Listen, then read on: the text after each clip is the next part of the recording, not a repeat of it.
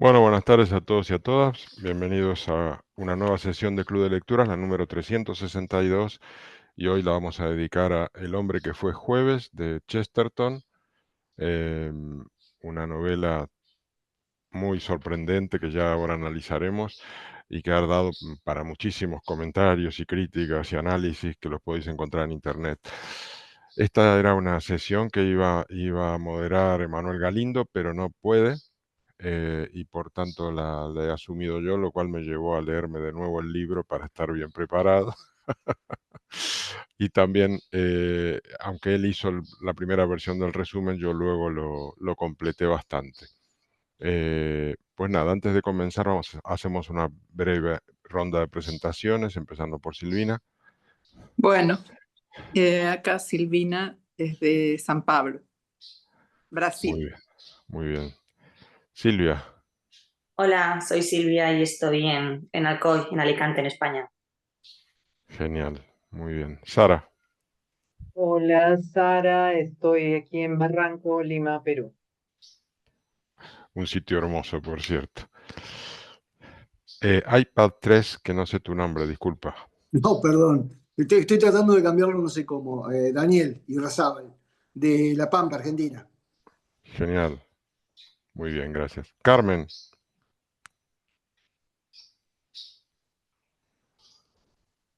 Carmen,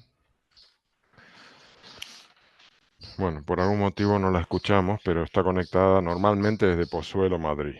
Bueno, dicho esto, pues comenzamos. Bueno, Chesterton nació en 1874 y falleció en 1936. Fue un prolífico escritor británico, autor de ensayos, novelas, poesía y crítica literaria, y es muy conocido por su agudeza intelectual y su estilo irónico. Defendió el cristianismo y el pensamiento tradicional frente a las corrientes modernas, y su obra más famosa es la serie del Padre Brown, pero El hombre que fue jueves es considerada la novela más profunda y enigmática, que es la que hoy vamos a tratar, ¿no?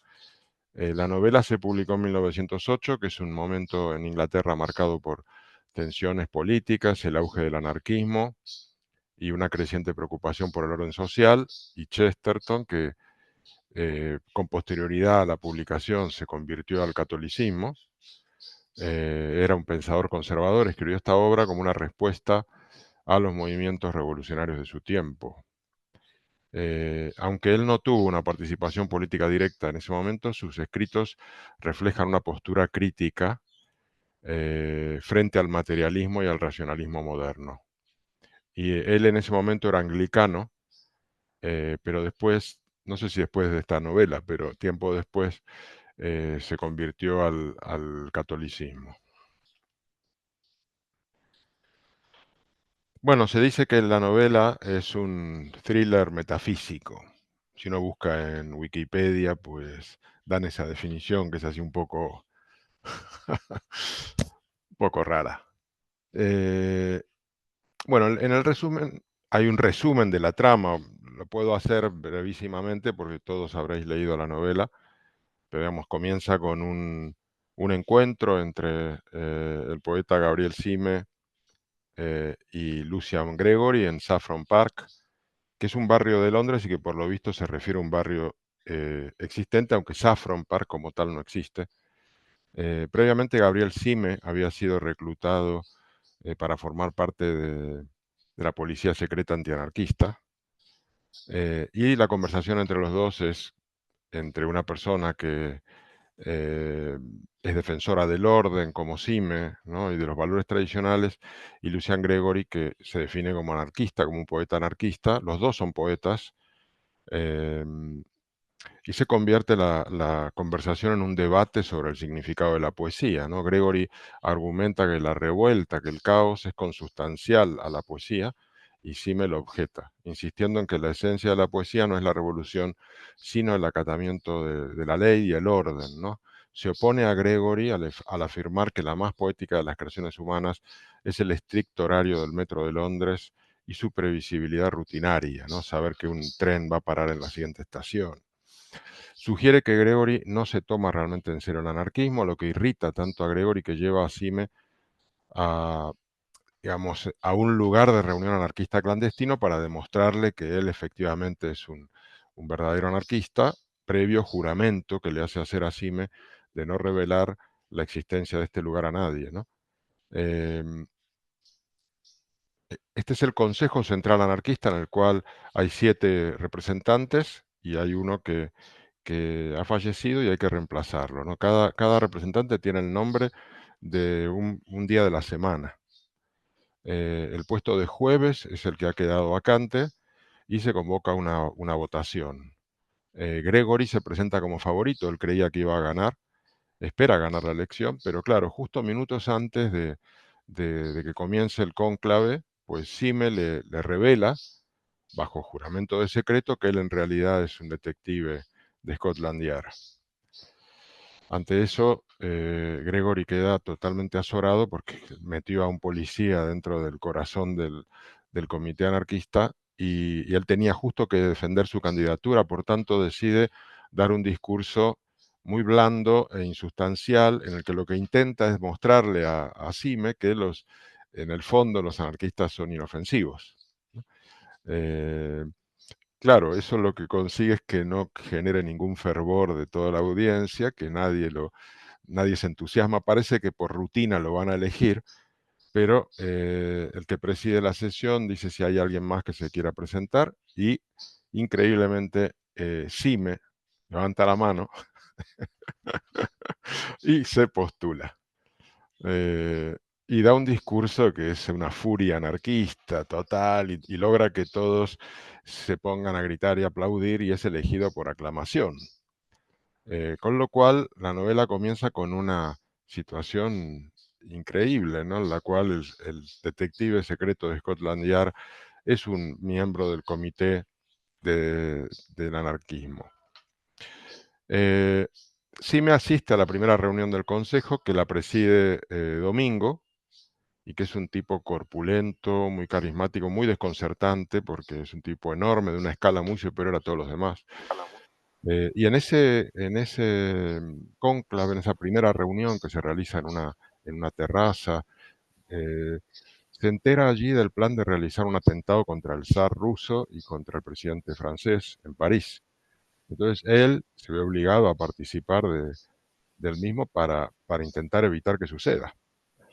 Eh, y creyendo estar rodeado de peligrosos anarquistas que planean atentados contra la orden social, viaja a Francia para impedir el atentado. En el camino vive escenas llenas de tensión y absurdo, persecuciones en trenes, disfraces, huidas por paisajes rurales, en las que siempre Domingo va por delante y es como inalcanzable, ¿no?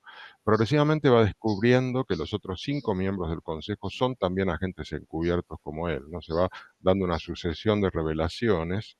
Todos habían sido reclutados del mismo modo, que era haciéndolos, bueno, no todos, pero digamos muchos de ellos haciéndolos entrar en una sala oscura en el cual alguien lo designaba agente, eh, para luchar contra el anarquismo, lo que hace que toda esta conspiración realmente al final de 7 que forman el consejo, pues 6 son detectives, por tanto parece una farsa y es una gran paradoja, ¿no?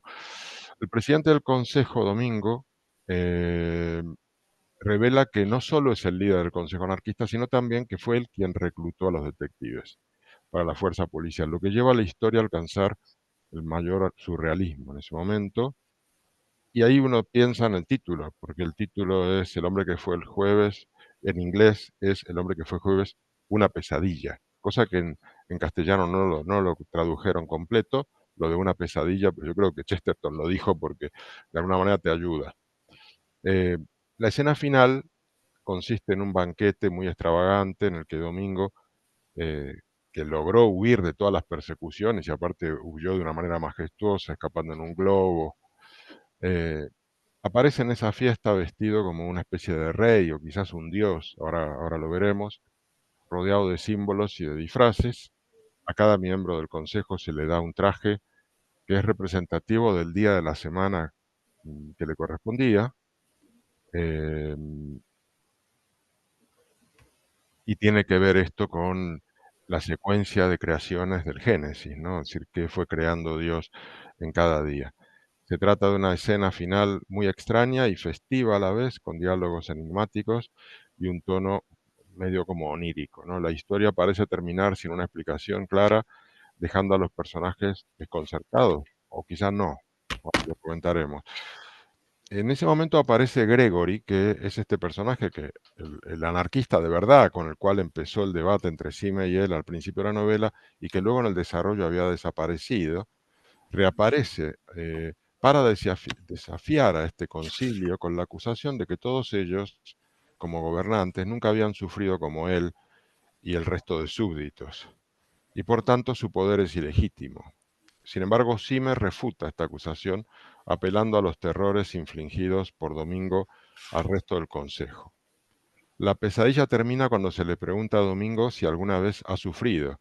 Sus últimas palabras que dice son: ¿podéis beber de la copa de la que yo bebo? Y que son una reproducción de una pregunta que Jesús le hizo a Santiago y San Juan en el Evangelio de Marcos. Y es una pregunta retórica destinada a demostrar que los discípulos se equivocan al codiciar su gloria, porque son incapaces de soportar el sufrimiento por los pecados del mundo al que el Mesías está destinado, es decir, al que parece que Domingo estaría destinado.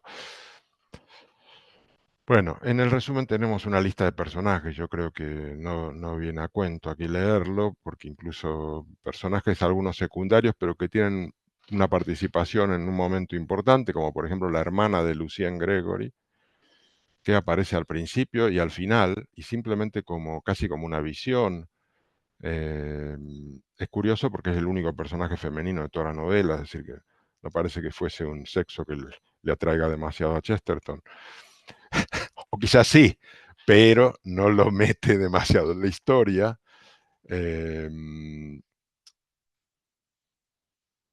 Y bueno, hay algunos detalles, ¿no? Saffron Park, por lo visto, reproduce a Bedford Park, que es parte de Chiswick, y que es típica arquitectura Reina Ana de ladrillo. En el resumen hay una foto y si lo veis lo vais a entender.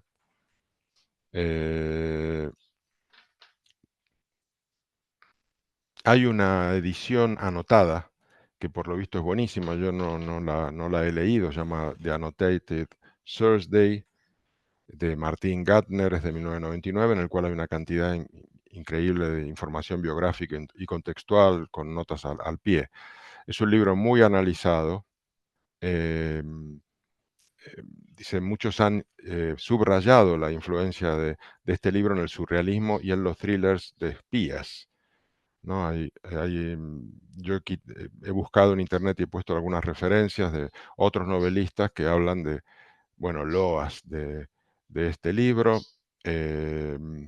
Por ejemplo, el novelista Kingsley Amis describe su lectura de la novela como emocionante, comparando a Chesterton con escritores de acción de primer nivel como Ian Fleming o Dick Francis para el suspenso, pero también persuadiéndote de que algo maravilloso está en marcha, que los eventos descritos tienen un significado misterioso y trascendental que difícilmente te atreves a adivinar. Amis lo llama el libro más emocionante que he leído, admirando los giros y vueltas de la trama. Lo que esperamos de la fantasía o una pesadilla es que se desarrolle de una manera ilógica e impredecible, o tal vez no se desarrolle en absoluto. Pero el sentimiento del lector del hombre que fue jueves es de ser arrastrado inexorablemente por un camino inevitable. Incluso las escenas extrañas resultan tener un propósito definido e inteligible. De una forma u otra, entonces, la pesadilla es una pesadilla controlada y por lo tanto a su manera creíble, pero la sensación de misterio permanece acentuada por los atisbos del mundo ordinario, el telón de fondo contra el cual tiene lugar el drama o el melodrama, o como decidamos llamarlo. La definición sigue siendo imposible. El hombre que fue jueves no es exactamente un mal sueño político, ni un thriller metafísico, ni una broma cósmica en forma de novela de espías, pero tiene algo de los tres. Lo que más tiene es la historia de aventuras de un niño, dice. También Christopher Hitchens escribió: el difunto Sir Kingsley Amis me dijo una vez que releía El hombre que fue jueves todos los años y en una de sus relecturas anuales escribió un homenaje. Esa novela, con su evocación de la inquietud y la soledad y su fascinación por el anonimato, ha sido acreditada por algunos como una importante influencia de Franz Kafka. Se habla de que la obra de Chesterton es influyente en Kafka y en Borges. Y de hecho, Jorge Luis Borges era un súper admirador de Chesterton y lo dijo en múltiples entrevistas, ¿no? Es decir, que estaría dentro de la tradición fantástica de Lewis Carroll o Edward Lear, pero también de Kafka y Borges, ¿no? También hay un debate sobre si es una novela pesimista o no, quizás eso lo podemos discutir. Dice, como la mayor parte de la ficción de Chesterton, la historia está llena de alegoría cristiana. Chesterton, un protestante en ese momento, ya se unió a la Iglesia Católica 15 años más tarde, pero es importante ver que él sufrió un breve periodo de depresión en sus años universitarios, y en sus propias palabras, Chesterton habla del libro diciendo que él no tenía intención de describir el mundo real tal como era, o como yo pensaba que era, incluso cuando mis pensamientos estaban considerablemente menos asentados de lo que están ahora. Tenía la intención de describir el mundo de salvajes dudas y desesperación que los pesimistas describían generalmente en esa fecha, con solo un destello de esperanza en algún doble sentido de la duda, que incluso los pesimistas sintieron de alguna manera intermitente. Chesterton dijo más tarde que había escrito este libro para afirmar que la bondad y el derecho estaban en el corazón de todos los aspectos del mundo, y tengo que decir que al leer esto digo que sí, ahora lo debatiremos. Sin embargo, el filósofo John Gray, al que yo también admiro y aquí hemos leído un par de libros, y que es un ácido absoluto y no que deja pie con cabeza, pues por supuesto que también critica a tope a Chesterton, dice que la historia es más pesimista que cristiana, aunque algunos han tratado de interpretar El hombre que fue jueves como una especie de alegoría cristiana, el mundo que describe tiene más en común con el interminable laberinto del castillo de Kafka, dice. En el ordenado cosmos cristiano en el que Chesterton quería creer, nada es finalmente trágico y menos aún absurdo. El mundo es una comedia divina cuyo significado último nunca está en duda. En El hombre que fue jueves, el mundo es ilegible y bien puede ser absurdo. Esta fue la pesadilla que luchó, en su mayor parte con éxito, por olvidar. Produciendo una sucesión de polémicas tediosas y paradojas mecánicas, pasó su vida negando la visión que informó su mayor obra. Y este es un libro que escribió John Gray dedicado a analizar esta obra de Chesterton. Se llama El ingenio y la sabiduría de Chesterton, la pesadilla metafísica. Y salió publicado en The New Statesman en 2010. Bueno, hay muchas adaptaciones de la obra, tanto en teatro como en televisión, en diferentes años, hay emisiones radiales. Otro admirador de Chesterton era Orson Welles, que justamente hizo una de estas lecturas radiales 2 meses antes de la invasión de otros mundos, o esta que él hizo en la que la gente se mataba en base a lo que decía. Y aquí llegamos ya a las preguntas. Yo creo que con esto ya damos por cerrada la parte de resumen en sí. Y me gustaría preguntar primero cómo interpretas el debate inicial, el inicio de la novela, ese debate entre Sime y Gregory. ¿Qué representan en las posiciones de cada uno de ellos, ¿no? Uno parece defender el orden y la tradición y el otro la creatividad inherente al caos.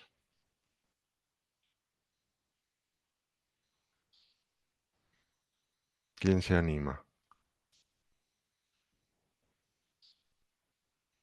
Tenéis que animaros porque si no esto es... Blanca Estela, Hola, buenos días. ¿qué tal? ¿Cómo estás? La verdad es que es la primera vez que leo a este autor y puedo decir que me devané los sesos con esta lectura. Muy, muy buena. La verdad es que pensaba que, no sé si existiera alguien que haya hecho una novela gráfica de este libro porque te da para eso toda la descripción.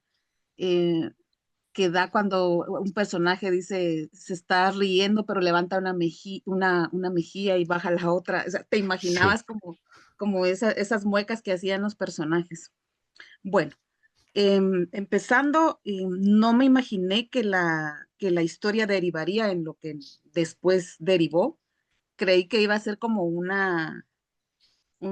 debate entre poetas, em, viendo quién era como más, quién tenía la razón.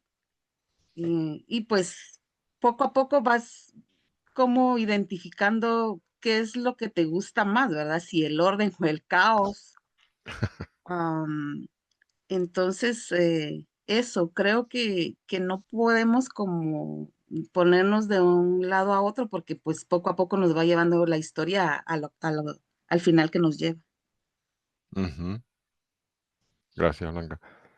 ¿Quién más quiere opinar? Y en concreto sobre este debate entre Sime y Gregory del inicio.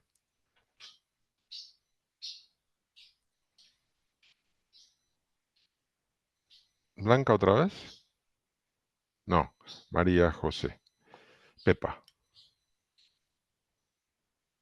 Y luego Silvina. Estás en mute. Lo de María José es porque he tenido que reinscribirme en Zoom, porque cada vez que hablo, cada vez esta cosa es más complicada. 40 veces te piden datos, te mandan un código, pones el código, pues ahora te mando otro código, pues ahora pongo el código. Y al reiniciar todo, y me he vuelto a registrar de nuevo, pues me ha puesto mi nombre oficial, pero yo no me llamo así. Vamos a ver, por animar un poco, vaya por delante que a mí el libro no me ha encantado, ¿eh? Pero vamos, eso es que es un criterio, una cuestión personal mía. No me gustan las historias tan oníricas, tan poco reales, tan alejadas de la humanidad, ¿no? Pero bueno, reconozco que está increíblemente escrito, que las descripciones de los personajes son geniales, todas las caracterizaciones, que mantiene esa especie de intríngulis que ya casi lo empiezas a adivinar desde el principio, ¿no? Que el jefe de policía, el jefe de escuela ya iba a ser el jefe de los otros también, ¿no? Y luego todas esas personificaciones de los símbolos que hace, porque son personificaciones, yo creo, ¿no? Cada personaje tiene su historia particular y sus rasgos, y uno tuerce la boca, el otro los lentes. En ese sentido reconozco que está muy bien, ¿no? Que es un libro estupendo, pero a mí no me ha llegado, pero quizás por eso, ¿no? Pero bueno, a lo que tú has preguntado, ¿qué puedo decir de esa escena entre Sime y Gregory? Pues que uno es el conservadurismo y el otro es el progresismo. O sea, Sime es una personalidad conservadora en todos los aspectos de su forma de vestir, su forma de pensar, su forma de comportarse, su orden, autoritario en cierta medida, incluso tramposo. O sea, es un poquito raro, pero yo le encuadraría dentro de una forma de ser conservadora muy británica, por otro lado, ¿eh? También hay que reconocer que el personaje es muy británico, ¿no? Y Gregory quizás sea una alegoría de lo contrario, ¿no? De lo que puede ser el progreso, actuar en contra del orden establecido, que es un poco el arranque de la anarquía, ¿no? El orden no vale, el Estado no vale, fuera todo esto, ¿no? Gregory personifica para mí ese aspecto en aquel momento de la sociedad, porque claro, es que hay que situarnos en el momento en que Chesterton escribe el libro, ¿no? Y para mí es el rebelde, el progresista, el anticonservador, un poco de ese estilo, ¿no? Actúa de una forma más espontánea y más sincera que Sime, ¿no? Pienso yo, él actúa, es más sincero y más espontáneo que Sime, ¿no? Y bueno, pues con eso ya. Gracias, Pepa. Silvina. Bueno, yo lo que veo también es un contrapunto entre el desarrollo tecnológico y la naturaleza, porque Sime, siempre pensé Sime en realidad, pero me suena raro Sime, pero bueno. Es verdad que es conservador, pero por otro lado defiende los desarrollos tecnológicos, la iluminación que permite que se vean las cosas a la noche, el tren que funciona perfectamente. Y eso también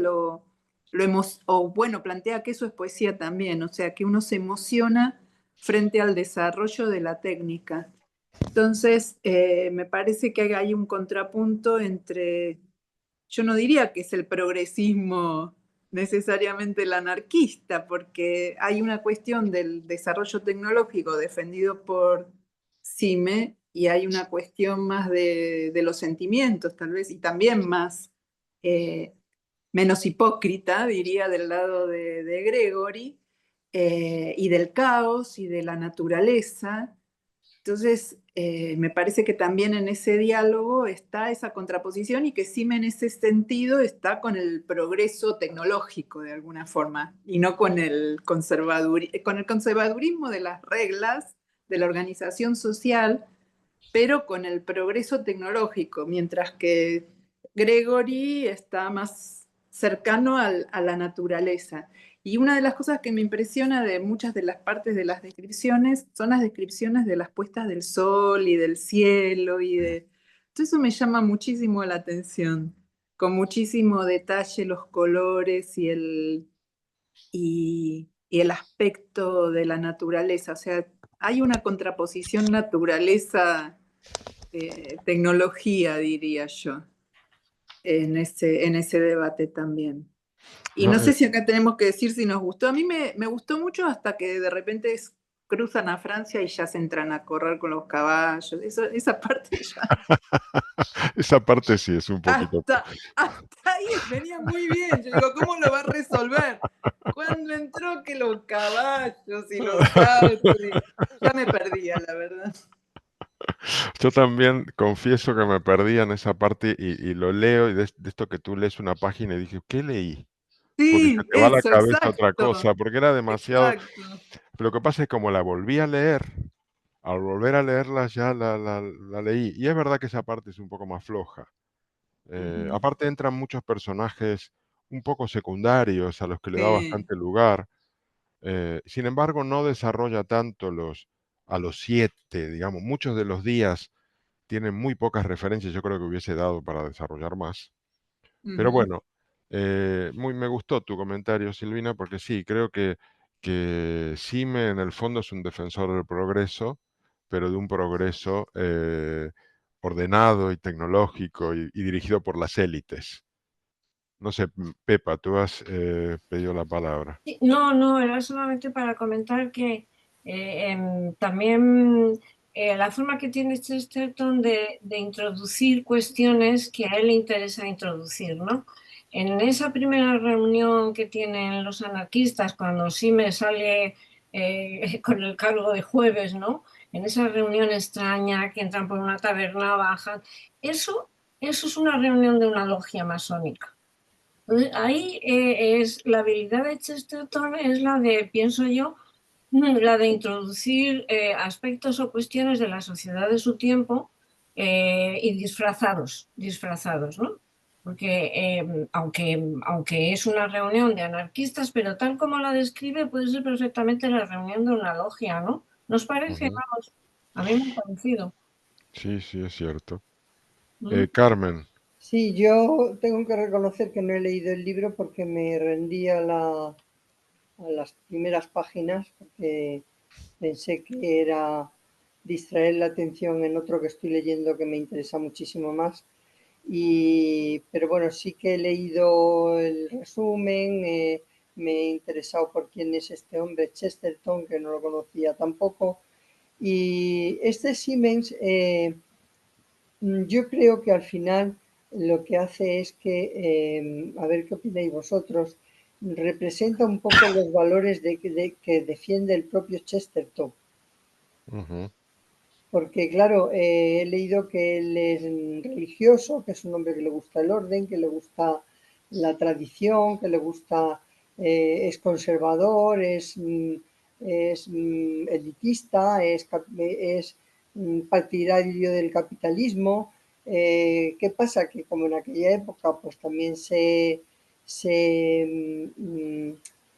divertían mucho los intelectuales planteando opiniones ajenas y discutiendo cosas que a lo mejor no defendían en verdad, pues quizá el libro también vaya por ahí. ujú. Bueno, justamente lo que estás diciendo es la siguiente pregunta, con lo cual ya la extiendo a todos, que era, ¿crees que sí me expresa la visión de Chesterton? Es decir, esta visión del orden que está detrás de todo. Pepa. Tienes razón, Carmen. Sime yo creo que es un alter ego de Chesterton, ¿no? Es un alter ego. Quitando quizás que no tiene excesivamente perfiles religiosos, ni trasciende a la religiosidad como Chesterton, pero puede ser un alter ego, o sea, Chesterton puede estar identificándose con el personaje, ¿no? Sí, tienes razón, Carmen. Hay una relación directa entre lo que representa Sime dentro del contexto del libro, que es como la figura sobre la que va a pivotar todo, ¿no? Todos pivota alrededor de él o él alrededor de todos, no sé muy bien, porque como aquello es un follón, pues al final ya no sabes muy bien quién va alrededor de quién, ¿no?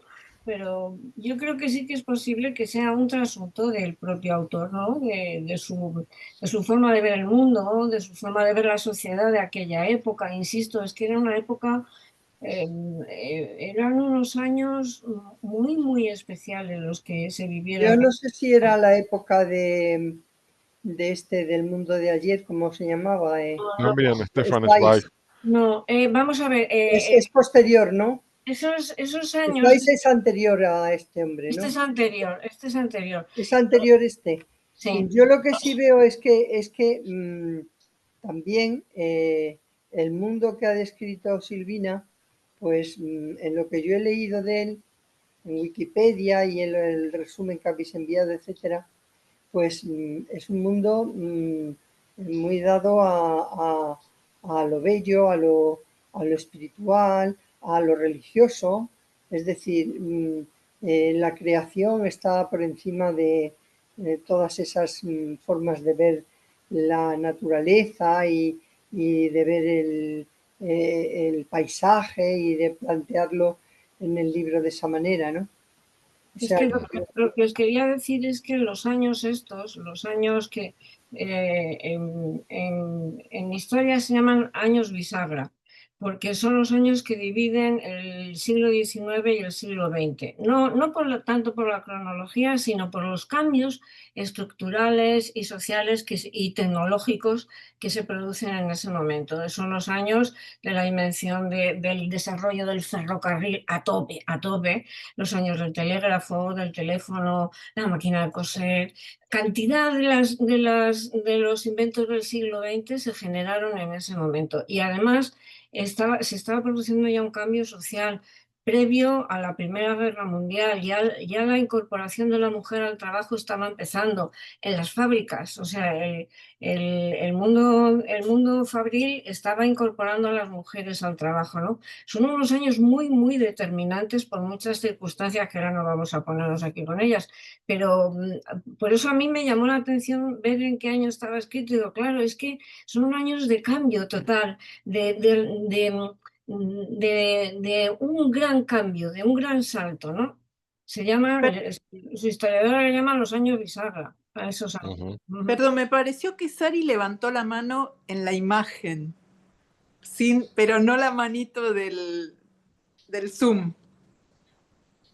Sí, sí, sí, bueno, Sí, di tú, Sara, y luego Blanca Estela. gracias. Ya, debo confesar primero que no terminé de leer el libro, estuve regresando y perdiéndome en el regreso.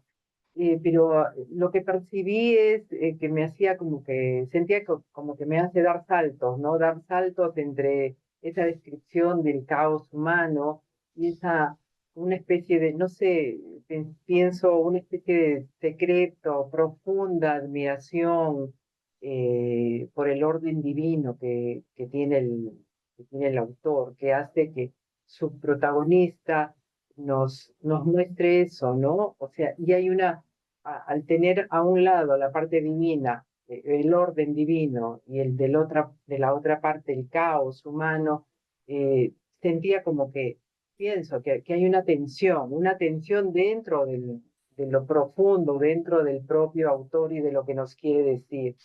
Al final me fui como perdiendo y al rato yo misma me encontraba un poco las respuestas, pero entre lo que entendí que nos quiere decir es que este orden, o sea, no vamos a llegar nunca a un orden. vamos a estar siempre recorriendo ese camino, una especie de camino paralelo. Y a la vez, por todas las descripciones hermosas que había por ahí, sentía que esa especie de camino paralelo resulta de una belleza incomparable. Y entonces es lo mismo en nosotros solamente poder apreciarla como tal, ¿no? Apreciar la belleza o apreciar algo tremendo, como, y vuelvo al título que mencionaba Jorge, o apreciarlo como una pesadilla. Pero siempre como ir en medio de estos dos, ¿no? Como ir en medio de dos, como si fueran dos caminos y nosotros como ser completo, como ser humano, como ser espiritual, ir en medio de esto, ir percibiendo esto y quizá ir formándonos en base a eso. Ujú. Gracias, Ana Blanca. Estela. Y algo pequeñito, y es que yo cuando leía ese debate que tenía, sí pensaba que era como una verbalización que hacía el autor de eso que él estaba como tratando de responderse a sí mismo, eh, porque pues él dice que es un poeta antianarquista.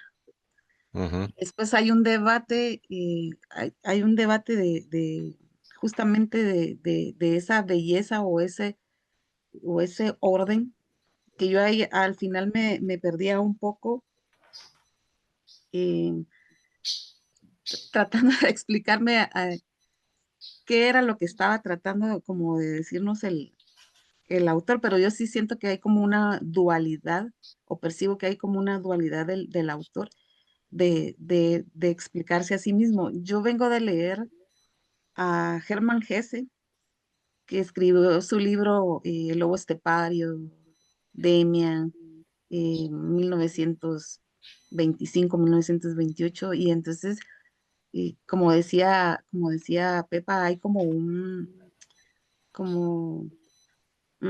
cuestión de explicarse qué es lo que está pasando en el mundo, y entonces veo como esa misma línea de estos autores de principios del siglo XX. Pero sí creo que hay como una forma de explicarse. Si hay tintes del autor, creo que sí. Ujú. Gracias, Blanca Estela. Bueno, yo vuelvo a decir eso que dijo el propio Chesterton, ¿no? Que dice eh, que había escrito este libro para afirmar que la bondad y el derecho estaban en el corazón de todos los aspectos del mundo. En fin, sigamos avanzando. Bueno, la novela comienza como de un modo detectivesco, ¿no? Por eso se habla de que es un thriller metafísico, además. Y también tiene una dosis de un humor así como absurdo, pero parece que al final pareciera, no sé si es una idea mía o no, se pone como más seria y es cuando hace más alusiones religiosas.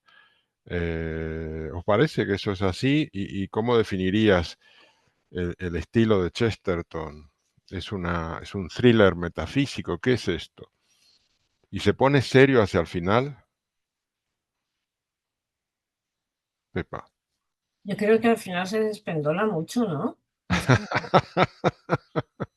Al final es un despendole la fiesta esa, es que es todo como muy despendole, aquella persecución absurda, el descubrir que todos los buenos luego eran malos, el posadero era bueno pero era malo, el amigo que tenía el coche era bueno pero luego era malo, o sea, es todo como lo despendola mucho, pero hay tintes, muchos tintes de humor absurdo, de irónico a veces, ¿no? Eso sí que está ahí, ¿no? Pero os quería comentar una cosa que no lo he dicho al principio, pero se me había pasado, pero que me llamó mucho la atención. No hay mujeres en el libro, salvo la Exacto. hermana de Gregory, que al principio y al final. Es un libro de hombres. Sí, Ay, sí. eso es raro, ¿no? Muy raro, muy Muy raro. raro, muy raro. Muy raro. Y además el papel totalmente marginal de esta. Total, era una imagen, Exacto, al final, precisamente yo creo que el libro termina con una imagen de la hermana de Gregory con su pelo rojo, exacto. ¿no? Y punto. Entonces, no hay mujeres en el... Es muy raro, Muy raro, muy, muy raro. muy Estoy raro, ¿no? totalmente de acuerdo. Sí, algo hay Uno, necesitamos un uno, psicoanalista sí, aquí. Sí, sí, uno puede ser conservador en sus ideas políticas y sociales, pero no sé, el quitarse del medio a las mujeres, ningún personaje femenino, ninguno, ni donde al hombre a Domingo, ya al final le servían hombres, todo hombres, no había mujeres por ningún sitio. Eso es rarísimo, ¿no os parece raro a vosotros? Sí, Pregunto yo ahora, totalmente, me convierto en totalmente. preguntadora. Lo habíamos comentado al principio, creo que, digamos, pero totalmente de acuerdo, Silvina. Bueno, sí, thriller es al principio, que ya te digo, cuando entra con los caballos y eso ya, ahí para mí se deshilacha, pero hasta que van a cruzar a Francia, yo estaba muy intrigada sobre cómo iba a terminar resolviendo la situación, ¿no es cierto?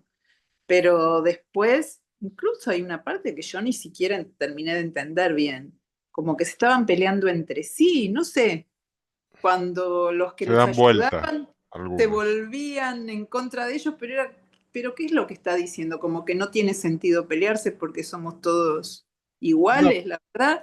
Esa parte ahí ya no. directamente me perdí, no entendí nada al final. Yo lo que Pero creo, perdóname, que los que peleaban contra ellos también creían que estaban del lado del bien y que por los eso, anarquistas eran ellos. Es decir, que lo que viene a eso. decir es como que las peleas que tenemos entre nosotros son porque desconocemos que hay amor en el otro lado, que hay bien también en el otro. Creo que hay un mensaje de eh, como de amor subyacente entre todos, porque finalmente no hay ninguno que sea el enemigo. El No, único que no, queda no, como porque se anarquista, equivocan, o sea, se claro, empiezan se a equivocan. tirar, se tiran tiros, pero es un error. El único que quedaría como el representante anarquista es Gregory, pero no parece un tipo demasiado malvado, parece un poeta, un poco así, ¿no? No lo pinta como un... Sí, sí, sí. Entonces, en el fondo, por eso creo que la frase de él, de que ¿cómo era? Hay amor y derecho debajo de todos los aspectos del mundo o algo así. Creo que tiene que ver con eso, esta novela, pero contada de una manera enloquecida. En Es, Claro, fin, si al final sí ya parece la pesadilla, parece una cosa onírica. sí, muy onírico, Pero, muy onírico, eh, sí, que no, y que uno deja de entender un poco, pero bueno. Pero un poco quizás el mensaje sea nada es lo que parece, ¿no?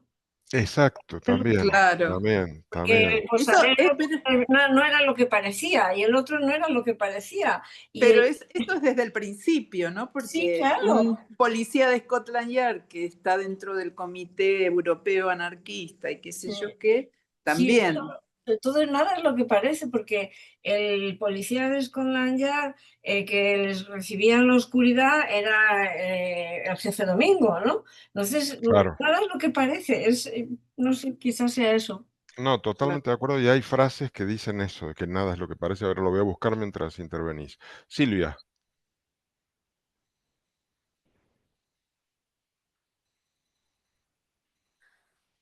A mí también me costaría un poco definir la historia, pero la verdad es que sí que me ha gustado, por lo menos por lo original que ha sido. Me ha parecido bastante original.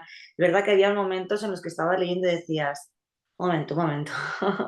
Eso de, como decía Silvina, de que te perdías ahí una misma y decías, ¿qué está pasando? Pero me ha parecido sobre todo un libro muy divertido. Tenía mucha flema británica y no sé, solamente por lo original que ha sido me ha gustado, la verdad. Y en cuanto al final, la verdad es que no sabría muy bien cómo definirlo. Si fue en plan de que él ya no sabía cómo terminar la historia y dijo, vamos aquí a petarlo por todo lo grande, o vamos por lo absurdo y terminamos a lo grande con fuegos artificiales. O también tiene mucho de crisis ideológica, de religión, todo el tema que decías, que se pasó que cambió del anglicismo al catolicismo. Ahí hay mucha y que veo efectivamente en ese final pues todos esos pensamientos alegóricos que a lo mejor en esa época todavía no sabían muy bien cómo ordenar en su mente esa crisis de fe, esos momentos ahí que en cierta forma está también muy relacionado con lo que tú decías, Jorge, de que no lo había leído yo, que no lo sabía yo, que lo escribía un poco para, poco como, no como parodia, ¿no? Pero un poco en idea de los pesimistas de la época. Y entonces, pues, por ejemplo, me ha hecho recordar a filósofos como Kierkegaard, que también le daba muchas vueltas al tema religioso y todo el tema de la fe, y también había mucho pesimismo ahí. Entonces, realmente sí que tiene sentido esta obra, en esa época bisagra de la que decía Pepa.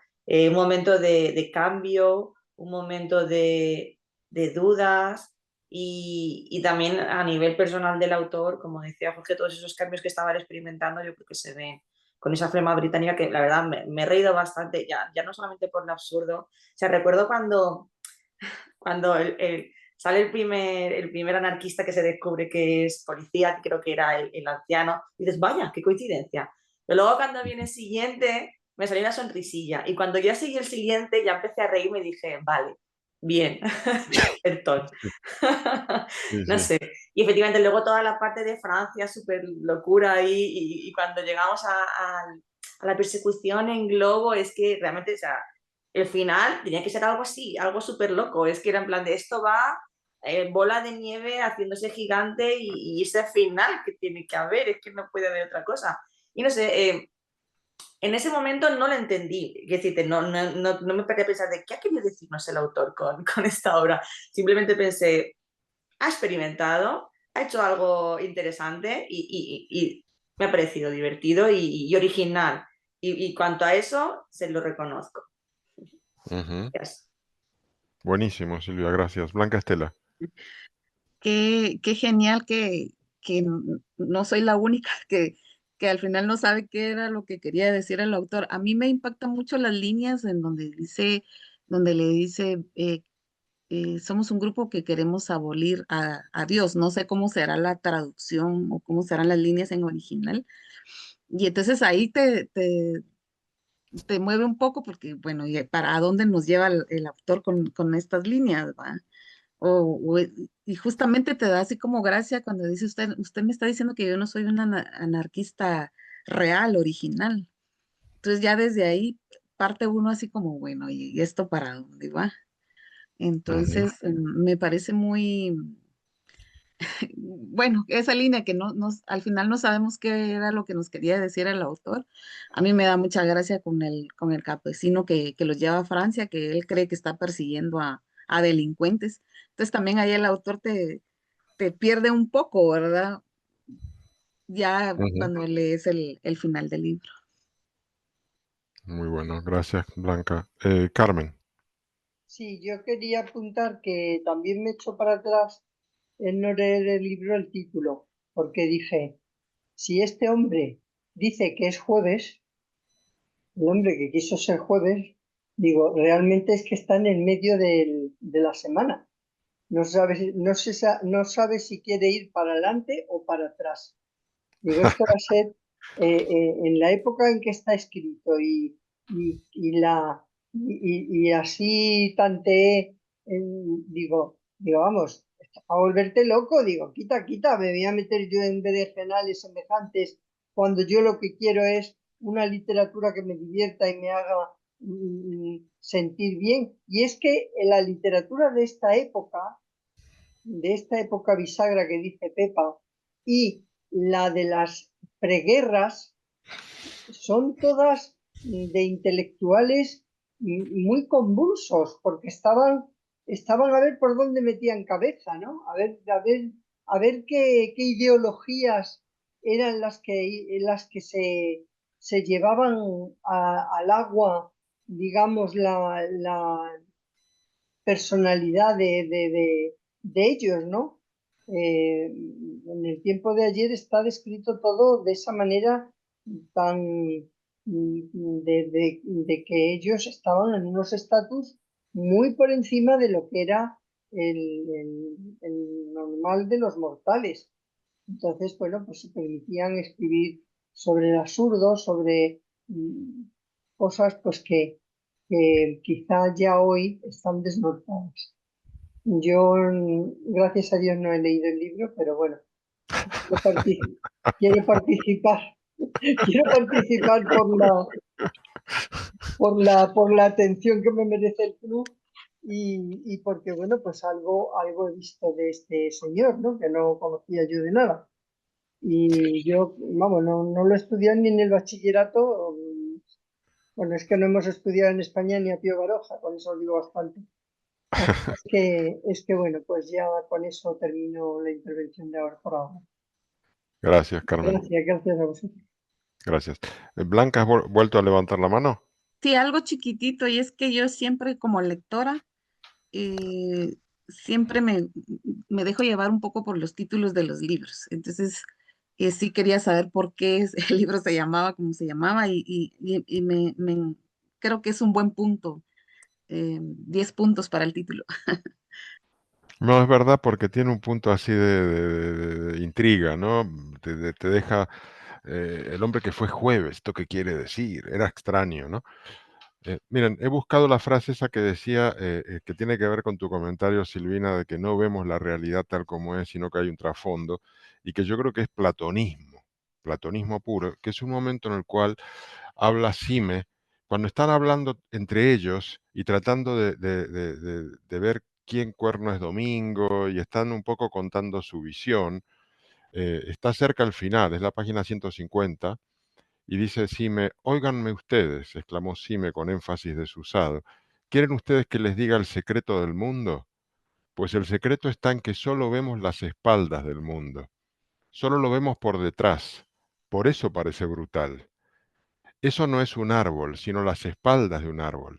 Aquello no es una nube, sino las espaldas de una nube. ¿No ven ustedes que todo está como volviéndose a otra parte y escondiendo la cara? Si pudiéramos salirle al mundo por enfrente. Es como que no vemos la realidad. Hay un mundo ideal por debajo. Por eso digo platonismo. Eso no tiene ni pie ni cabeza este Jorge. Que Pues no bueno, tiene pie ni cabeza eso, vamos, es que una nube mirarla por detrás. Que me es expliques eso, pero metafórico, es ¿cómo? metafórico. Sería que tendríamos que ir en el cohete este de Elon Musk para ver una nube por detrás. Es que no tiene ni pie ni cabeza, de verdad. Pero bueno, metafóricamente, puedes Metafórico, poner lo que metafórico. quieras. Es como el mito de la caverna de Platón. Lo que vemos son sombras de unos muñecos que se mueven, pero no vemos la realidad. Y yo creo No, que es lo que él está diciendo pero aquí. ya quisiera estar a la altura de esas ideas de Platón, Bueno, pues no bajo mi sé. punto de vista. Sí. Bueno, muy culto era, ¿eh? Muy culto era. Eh, vale, seguimos, si os parece. ¿Qué representa la figura de Domingo? La sencilla respuesta es Dios, pero necesito más análisis. Pues mira, yo te voy a decir que domingo No, es, a ver, yo di. te, yo te voy a decir que domingo es el último día de la semana. Ah, bueno, Así que domingo, el domingo descansó. Entonces, vale. si encaja en lo que habéis leído, porque yo no lo he leído, yo esto me lo estoy imaginando dentro de lo absurdo que estoy escuchando, ¿no? Pero puede ser que Domingo sea un personaje que sea el que al final diga, el domingo descansó, Dios. Pues Ahí lo sí, dejo. gracias, Carmen. ¿Qué opináis los demás, las demás? Blanca Estela. A mí me llama mucho la atención, cómo lo describe el autor. Es así como alguien enorme, gigante, su forma de desplazarse. También, eh, que solo le ve la espalda cuando hace la descripción. Un personaje, pues que es el presidente de esa logia, ¿verdad? De Díaz. em, y es autoritario, perverso. Entonces, no sé qué otro nombre, bueno, domingo también, ¿por qué domingo? Ujú. Eh, el día de descanso o el primer día de la semana, yo tengo conflicto con eso porque, eh, acá acá en América o en Guatemala siempre se dice que el domingo es el primer día de la semana. Siempre he tenido conflicto con eso. Entonces, sí, interesante el domingo. Yo en lo particular me parece bien curioso porque mi día favorito de la semana es jueves. Y cuando yo les digo eso a mis conocidos me dicen, ¿y por qué, va? Porque está antes del viernes, antes del fin de semana. Y también hay una teoría, yo recuerdo haberla leído en algún momento acerca de la crucifixión de Jesús, ¿verdad? Que si fue viernes no se cumplen como los 3 días de la resurrección, en cambio si se aplica la teoría de jueves, sí, bueno, en fin, un debate ahí con eso. Ujú, Pero eso, un personaje como simbólico. ujú. Gracias, Blanca. Silvina. Yo no sé si es que yo leí la historia en inglés, entonces es Sunday. Y siempre me lo imaginé más como un sol alrededor del cual giraban todos los demás, porque además era mucho más grande, ¿no?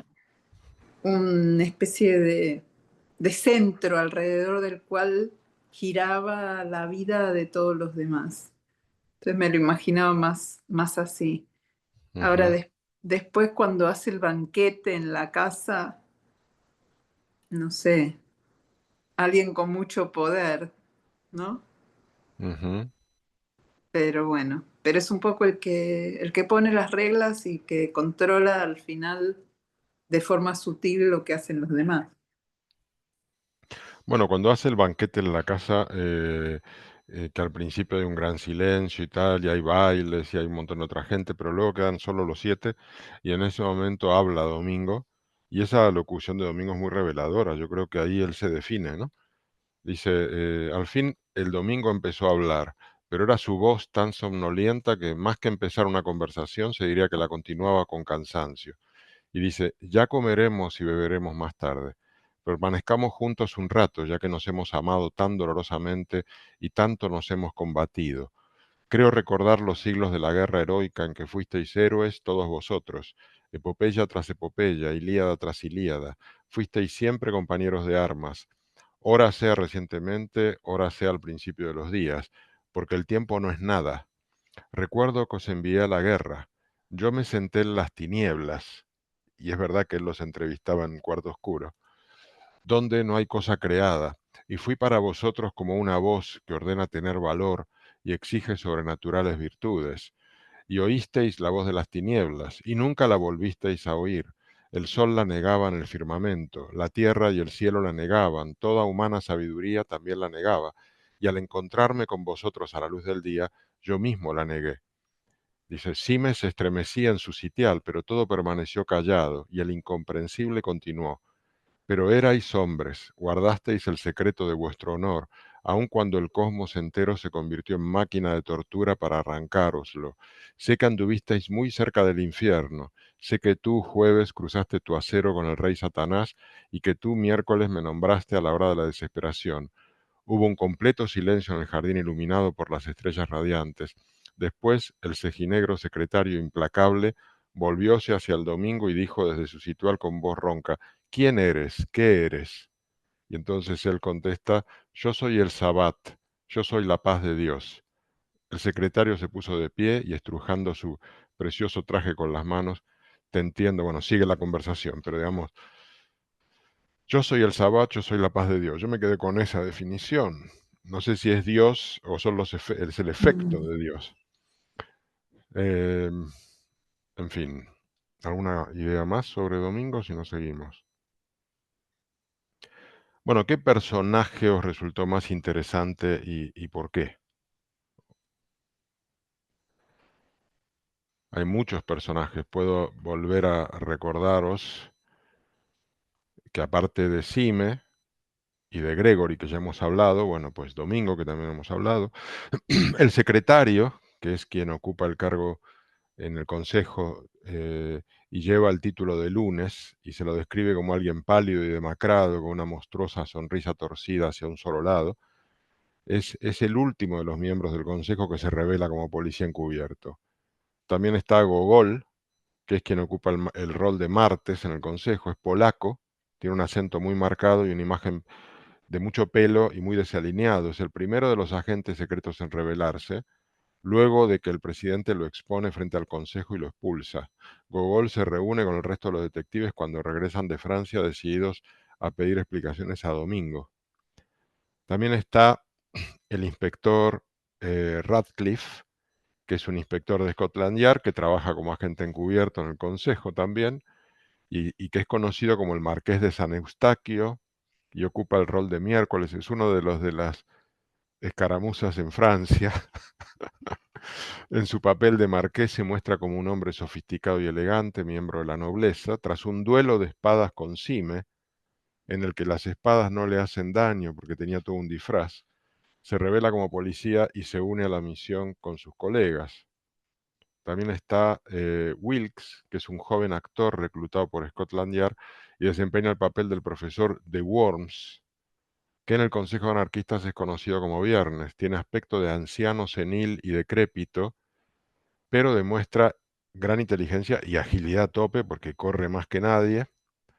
Se revela como policía cuando Cime lo confronta tras una insólita persecución. También está el Dr. Bull, que es un joven enérgico y de pocas palabras que en el Consejo de Anarquistas es conocido como Sábado y ocupa un rol importante, tanto que es el elegido por Domingo para llevar a cabo el atentado en París. Usa unos anteojos oscuros que no dejan ver sus ojos y le dan un aspecto malvado, es decir, que se hace malo por los anteojos, en el fondo por las gafas, él es bueno. Al igual que el resto, se revela como policía y termina por colaborar con la persecución de Domingo.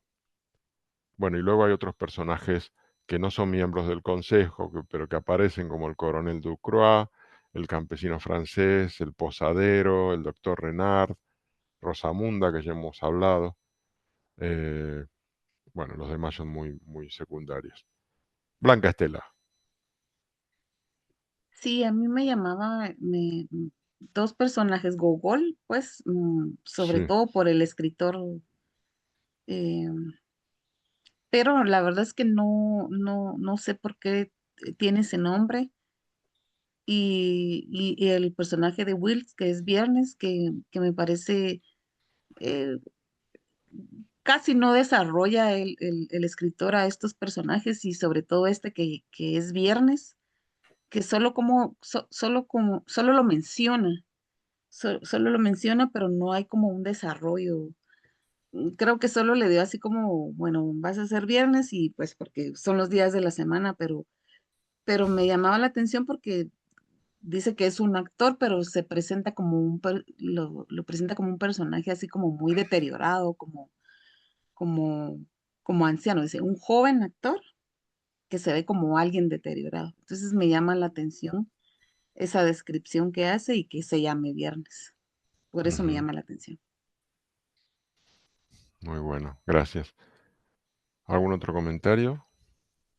No. ¿Cómo crees que influyó, ya lo dijimos de alguna manera, pero hay una pregunta específica, ¿cómo influyó el contexto histórico en esta obra? ¿Hay algo más para decir? ¿O ya lo vimos? No, bueno, evidentemente había sectores que tenían mucho miedo de que hubiera un gran cambio de organización social, ¿no? En particular, bueno, eh, no solo los anarquistas, no menciona a otros grupos, pero eventualmente después está la Revolución Rusa, poco después, unos 10 años Mm, después. Entonces hay una gran efervescencia y una gran necesidad de cambiar el orden establecido. Y bueno, hay un miedo, evidentemente, en miembros de la sociedad a que eso ocurra, ese gran cambio ocurra. Y también es el asesinato del príncipe el que detona sí, el eventualmente, heredero, la Primera claro, Guerra, ¿no? la Primera Guerra y es por parte de un anarquista, ¿no es cierto?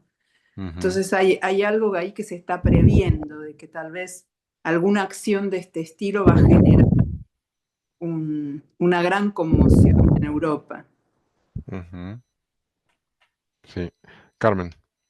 Y yo no sé si ya estaba el manifiesto comunista circulando por Europa que, bueno, pues empieza con la frase de un fantasma recorre Europa, ¿no? Ujú, Era algo como terrorífico. Entonces, a lo mejor estos escritores pues veían que se enfrentaban a un posible caos dentro de lo bien que vivían, sobre todo ellos. Ellos vivían de puta madre. Hay un libro de un ruso que leímos, que es la historia de, ¿cómo se llama, Pepa? Tú te acordarás que yo para los nombres soy fatal. Yo creo que es de Gogol. Limonov, De Gogol, Limonov, no es el que, el- Li- la imagen Limonov. de un general, Limonov, ¿eh? Limonov, Limonov. No, no, Ese. Limonov no tiene nada que ver, es mucho mejor el libro este que digo yo. Eh, el libro es que cómo describe la forma en que vivían los austríacos, en la paz que vivían con sus reyes y con su establishment que estaba creado, y cómo eso se vino abajo, y entonces es todo a través de la cara del general o el gorro del general o algo así. ¿Te acuerdas, Pepa? No, no, tú dices El busto del emperador. Exactamente. Es un libro de, Gogol, ¿no? de Joseph Roth, que era un Ah, genio. eso, de Roth, sí, sí, sí. Joseph Roth, es una novelita Es muy muy cortita. bueno ese libro, El muy busto bueno, del emperador se llama. porque es que ese libro, El gusto del emperador, pues te dice mm, a, cómo a través de esos símbolos que ellos estaban acostumbrados a ver, a venerar, a estar en paz, en tranquilidad, a tener toda la seguridad del mundo, sus dineros, sus palacios, sus reuniones, sus viajes. Eso se fue al garete de la noche a la mañana porque vino el caos que normalmente pasa cuando hay una crisis fuerte de valores y de que se ve que el mundo que está funcionando pues no es el que debe funcionar. Entonces, todos estos libros, pues yo creo que tratan un poco ese tema de la inseguridad que da el momento histórico en el que viven. Hasta ahí. Ujú. Gracias, Carmen. Blanca Estela. Estaba Pepa antes. Ah, bueno, Pepa. Da igual, da igual, da igual. Em, bueno, sobre el contexto histórico, a ver, el movimiento anarquista a principios del siglo XX ya era un movimiento muy consolidado. O sea, valorar un poco que en nuestra guerra civil la fuerza que tenía el anarquismo dentro de las izquierdas republicanas, ¿no? Y el movimiento anarquista nace, lógicamente, del movimiento obrero. O sea, es algo que está absolutamente vinculado, ¿no?, con la lucha obrera, la lucha de clases. El manifiesto de Marx es anterior, bastante anterior, es de 1848, que entronca con las revoluciones europeas de esos años que convulsionaron a Europa. Y quizás en ese momento fue la primera vez que los gobiernos conservadores o no tan conservadores vieron siempre en esos movimientos rompedores al enemigo, ¿eh? Era el enemigo. El caso de Gran Bretaña también es que Gran Bretaña era muy especial, ¿no? Que, Gran Bretaña era un imperio. Tenían unos territorios coloniales que estaban por todos los lados, ¿no? Y para ellos el anarquismo yo creo que no era el principal problema, pienso yo. Esto lo estoy diciendo de cabeza, ¿no? No porque lo haya leído en ningún sitio. Tenían problemas más difíciles como era mantener el imperio, las guerras y demás, ¿no? Pero los anarquistas, yo creo que en Europa a finales del siglo XIX ya eran el diablo con rabos y cuernos, vamos. Era el horror de los horrores. La verdad es que era un movimiento violento, un movimiento que utilizaba la violencia para conseguir sus fines, ¿no? Y eso producía rechazo general en la sociedad. Pero por otro lado, el movimiento obrero, quitando la creación del socialismo y del comunismo, el movimiento obrero tenía que estallar por algún sitio, ¿no? Era muy difícil mantener la situación en la que vivía la gente. O sea, que es como una consecuencia lógica de lo que estaba pasando en aquella sociedad industrial, supercapitalista, donde el obrero no tenía derechos. Curiosamente, fue en la Alemania de Bismarck, donde empezaron a gestarse las posibles, no iba por el lado de las reivindicaciones obreras, sino que desde arriba se intentaba frenar un poco esos movimientos a base de crear cajas de ayuda, mutualidades, cosas así. Fue precisamente en la Alemania de Bismarck, que es de ese momento, claro.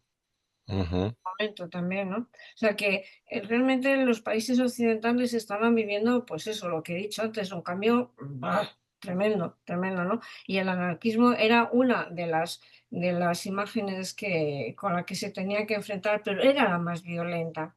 Era la más violenta y por lo tanto la que se tenía más miedo, ¿no? Ya. Sí, gracias, Pepa. Blanca.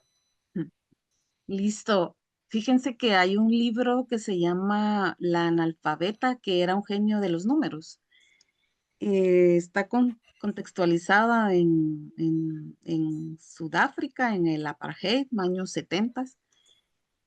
Y, y ahorita recordando y haciendo similitud con el libro que acabamos de leer, me parece curioso porque esta chica está en ese contexto y por cuestiones va a trabajar para un embajador, termina envuelta en una cuestión de bomba atómica, para no cansarlos llega a Suecia, donde se encuentra con un anarquista que quiere abolir la monarquía sueca.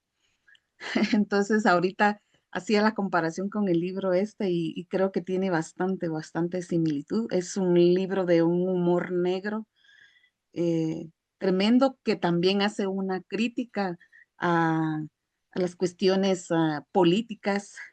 Y entonces creo que no está muy lejano este libro, y son dos libros los que escribió este autor sueco, los únicos, pero ahorita justamente hacía esa comparación con el libro del hombre que fue jueves. Buenísimo, gracias. Silvina. No, solo quería decir que habíamos dicho al principio que CIME alababa de alguna forma el avance tecnológico, la revolución de los nuevos descubrimientos, la revolución industrial de alguna forma, pero por otro lado hay consecuencias de eso, sociales, y la reacción de las personas frente a cómo eso afecta sus vidas, ahí viene el miedo, o sea, como que hay una alabanza de ese gran desarrollo tecnológico pensado como algo positivo, pero teniendo en cuenta que eso a su vez genera consecuencias negativas para muchas personas, en particular para la clase obrera en ese momento. Bueno, no se prevé esa reacción humana y eso se lo trata se le tiene miedo y se trata de que no exista, ¿no? Entonces esa tensión entre el progreso sin pensar en las consecuencias sobre la organización social, sobre la vida, ¿no? Aquí cuando Gracias, pasa eso en España decimos que le gustaba con la boca chica. O sea, le gustaba el progreso, lo alababa y tal, pero con la boca chica. Es decirse que que luego en realidad la aplicación de todo eso a estas clases les vino muy mal porque emigraron todos a América. Todos emigraron a América y muchos se suicidaron, como Schweiz, por ejemplo. Ujú. Pero bueno, hay cierto Bueno, paralelismo con la actualidad y el efecto de los nuevos desarrollos tecnológicos, diría yo, ¿no? Sí, sí, está ahora, yo estoy escuchando ahora que estamos en una nueva crisis de modelo y estoy escuchando gente decir que Europa ya no pinta absolutamente nada en el panel mundial de las fuerzas que van a constituir lo que es el orden mundial, ¿no? Y la verdad es que estamos, vamos, yo creo que no lo veré, no lo sé, no creo que vaya tan deprisa esto, pero, pero las crisis, eh, claro, si hubiera intelectuales aquí de categoría, se podría estar leyendo a ver qué dicen, a ver, y tertulianos de categoría, pero es que es muy complicado, no se sabe mucho de las cosas. no, y además, Carmen, mira, por comentar a lo que había dicho Silvina, que en aquel entonces había miedo a un cambio revolucionario, ¿no? A principios del siglo XX. Las clases poderosas tenían ese miedo. Pues ahora ya no tienen ese miedo. Al contrario, están muy envalentonadas porque han triunfado. Y ahora los que tenemos que ver a ver qué hacemos somos los demás, los Gregoris del Efectivamente, planeta. Claro, los mismos tenemos nosotros tenemos ¿qué has nosotros. dicho? Es Más decir, claro no lo puede decir. es increíble el cambio, pero ahora no hay ningún miedo a ningún cambio revolucionario. Es increíble. Y luego otra cosa, el anarquismo, sí, fue muy importante, esto estaba mirando recién en Reino Unido, y ahí tiene grandes referentes, pero ¿qué quedó del anarquismo en la actualidad? Lo único que tenemos de anarquismo en la actualidad es el anarcocapitalismo de Milei. De hecho, en la entrada de Wikipedia sobre anarquismo, la última parte habla de eso. Ay, Yo ay, no sé ay. quién lo escribió, un psicópata. Bueno, Bueno, en puede ser síntesis, que también producen transformaciones, con la evolución se claro, producen Hombre, a lo transformaciones. mejor muere de éxito. Claro, ojalá. aquellos anarquistas de principio del siglo luego fueron la banda esta alemana, que no me Sí, acuerdo cómo se dice, Mannhof. Baden-Weihorst. claro, o el nacionalismo de ETA, o los italianos aquellos que eran también terribles. No, eh, los catalanes Rosa, ¿cómo fueron era? los peores aquí en España. Las pero eso Brigadas fue, no, Rojas. pero eso fue durante la República, la Guerra Civil. Antes Después de se la acabó. República, En o sea, España, antes de la guerra. en Antes de... España hay que hacer como una coda, aparte. Aparte, porque claro, después del 39 los anarquistas, los que no No se quedó fueron, nada. los masacraron y ya se acabó, aquí se acabó el anarquismo, claro. Pero puede ser, no lo sé, también se me ocurre que ese movimiento anarquista, porque al fin y al cabo los anarquistas más que luchar contra el capital, luchar contra el Estado, ¿no? Y hubo experiencias, aquí durante la Guerra Civil, hubo experiencias en la zona de Aragón que se crearon comunas y que funcionaron bien dentro de todo esto, ¿no? O sea, Ujú. que ese anarquismo inicial, ese anarquismo histórico, vamos a llamarlo de alguna manera, el de Bakunin y sus demás, pues luego fue evolucionando, ¿no? Pues las comunas, por un lado, para como un sistema de vida igualitario, o bien las reacciones violentas y terroristas de los años 60 y 70, ¿no? Se me está ocurriendo, que no lo Pues yo digo. tengo que decir, perdona Blanca Estela, ahora te voy a dar la palabra, que hace un par de semanas me compré un libro de Kropotkin, El apoyo mutuo, y no sé hasta dónde llegaré, pero me gusta. Y era ¿Cuántas, uno de los referentes anarquistas. En fin, cuántas hojas tiene? no tiene tantas, no sé, unas 300 por ahí, no te preocupes. No sé, yo estoy leyendo un libro que de casi 700 páginas, pero claro, es un libro que me está encantando. Vamos, que es que el escritor ese me gusta mucho, pero que te quiero decir que que las novelas son novelas y que se dejen de rollos y de ponernos la cabeza como... Yo es que no sé, es que lo que hemos leído, Jorge, de los intelectuales se está quedando atrás. ¿No te das cuenta que se está quedando como anticuado todo lo que hemos leído hasta ahora del progresismo, de que las derechas estaban ocupando las ideas de las izquierdas? Es que se los están comiendo con patata los capitalistas a todos los movimientos que hay. Yo no lo sé, no sé qué va a pasar, sinceramente. Vale, pues no sé qué decirte, pero mira, le voy a dar la palabra a Blanca Estela, pobre, que lleva un rato con la mano. No hay problema, somos poquitos que tan bonita la plática. Yo hace un ratito escuchaba a Carmen y también me cuestionaba y me preguntaba, el libro, pues no sé qué pensarán ustedes, pero a mí me parece tan vigente ese cuestionamiento que él hace, pues hace más de 100 años y que hoy seguimos acá. Estamos en medio de tantas guerras, de cuestiones políticas autoritarias. Entonces, yo me cuestionaba eso, justamente, ¿quién en este momento de la historia está analizando o escribiendo al respecto? Y entonces, mm, puede ser que dentro de 100 años alguien vaya a leer una novela de este contexto que estamos viviendo ahorita, lamentablemente. Hay unas líneas en el libro que me impactan mucho, que dice la sociedad es la enemiga de la humanidad. Ujú.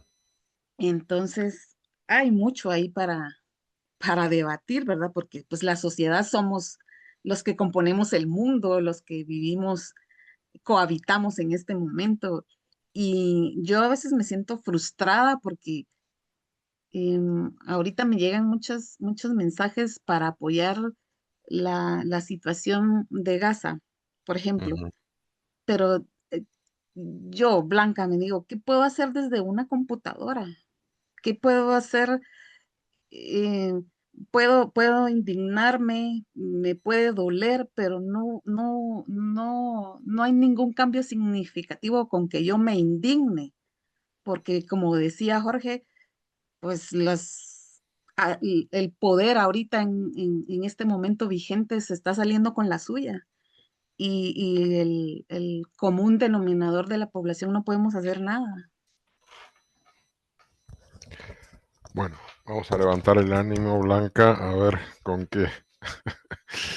Pero el libro, ¿es Divina. optimista o es pesimista? Es otro debate, Ahora hay que ver si justamente. lo levantamos al ánimo. Justamente. Bueno, yo tenía destacada una frase de Sime, de la que leí antes, porque claro, después que intervino el domingo, pues el secretario le reprochó que, oye, perdona, tú serás la voz de Dios, pero nos has sometido a todo tipo de torturas y de padecimientos. Y dice, yo puedo perdonarle a Dios su ira, aunque destruya las naciones, pero no puedo perdonarle su paz. Entonces el domingo no contesta nada, pero Sime, que pide la palabra, y dice, no, dijo Sime, yo no estoy tan indignado. Yo te agradezco, no solo el vino y la hospitalidad que me has dado, sino mis hermosas aventuras y rabiosos combates, pero te quisiera conocer. Mi alma y mi corazón se sienten tan dichosos y quietos como este dorado jardín, pero mi razón está llorando. Yo quisiera conocer, yo quiero conocer. Y yo creo que ahí está hablando Chesterton y 15 años después se convierte al catolicismo porque quiere conocer, pero claro, no sé, está buscando su camino. Yo creo que aquí está el objetivo del libro, ¿no? No sé, bueno, creo que hay Yo he como... leído Sí, por la inteligencia artificial una brevísima reseña sobre el Génesis que hizo Dios en los 6 días, porque el séptimo descansó. sí, Domingo, el domingo de la novela no tiene mucho paralelismo con el Dios que conocemos del Génesis, porque el Dios del Génesis creó el mundo en 6 días, el séptimo descansó. sí, Entonces, este hombre Jueves Este hombre jueves al final, ¿qué conclusión saca de querer ser jueves?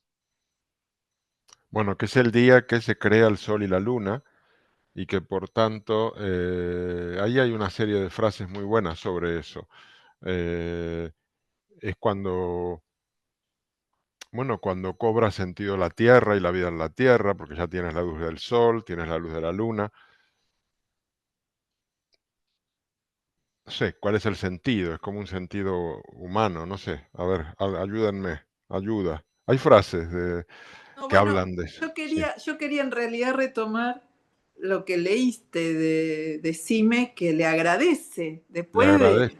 de haber Exacto. sufrido y da la sensación de que lo que le gusta es contradecir lo que sucede así. Me hace acordar, Gracián era, ¿no? El que entraba a un lugar y decía, ¿de qué están hablando que me opongo? Entonces, es como que lo que... Esa frase se la adjudican a Unamuno, pero no sé, vete tú. Ah, o es un amuno. Pero bueno, Pero como el que lo creyente, que es siempre la oposición, es la oposición, y también el sol y la luna es como el yin y el yang, y las Es que cosas que aparentemente... el cuarto día, según el Génesis, pues precisamente Dios hizo el sol, la luna y las estrellas, ujú, que es jueves, ¿sabes? Aquí Ok. pone, Dios creó los cielos, la tierra y toda la vida en 6 días, usando su palabra para dar forma y orden a un estado inicial de caos. En el primer día separó la luz de las tinieblas. El segundo día creó el firmamento. El tercero, la tierra seca y las plantas. El cuarto día hizo el sol, la luna y las estrellas. El quinto, las aves y los peces. Y el sexto, los animales terrestres y a los seres humanos que creó a su imagen. Al ujú. finalizar el séptimo día, Dios descansó de su obra, estableciendo ese día como santo y de reposo. Eso es lo que dice Sí, la sí, sí. IA sobre el Génesis de forma totalmente mínima. Y es que, claro, ahí está hablando de eso el jueves. Jueves No, está hablando de eso. Realmente es el más importante porque, bueno, a través del sol, la luna y las estrellas es como se ha creado todo. bueno, el jueves se le adjudica al poeta. Ahora Es le encontré la Siemens, frase. Siemens. Em, Mientras que el día primero, que es el de la creación de la luz, de la oscuridad, se le adjudica al filósofo. Bueno, hay toda una frase dedicada a cada uno de los días y a cada uno de los trajes, además, que tienen ellos. Pero bueno, Blanca Estela, a ver. Sí, en la mitología romana, la expansión futuro, en el cristianismo, la última cena de Jesús, la oración en el huerto. Este, todo ese contexto, ¿verdad? Que nos ayuda como a entender un poco todo ese significado de los días en el libro. Sí, sí. Bueno, pues había una pregunta que yo hacía aquí, que era la temible conspiración anarquista se transforma progresivamente en un cónclave de detectives, ¿no? En el fondo, ¿qué nos quiere decir Chesterton con esta historia? ¿Es el peligro del caos una ilusión o es una realidad? Ya hemos hablado un poco, ¿no? No sé si hay algo más. Voy a leer todas las preguntas y cómo interpretas el final y qué te pareció el libro. Y con esto ya reflexión final, porque creo que se nos están agotando las ideas, ¿o no?